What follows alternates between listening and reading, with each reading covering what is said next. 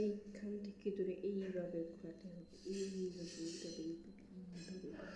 প্রথমেই আমরা এইখানে এই জায়গাটা এইটার এইভাবে ধরো, এইভাবে করে।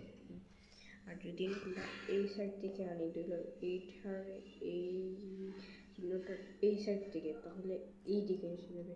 আমরা প্রথমে এখানে রাখতে হবে এইভাবে, বুঝছো?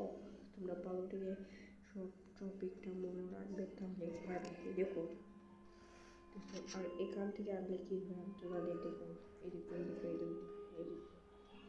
কিছুই না, দেখছো? কিছু হবে না, লাভটা নেই এখান থেকে আনলে লাভ এক জায়গায় নেই, লাভ তোমাদের মুভমেন্ট করা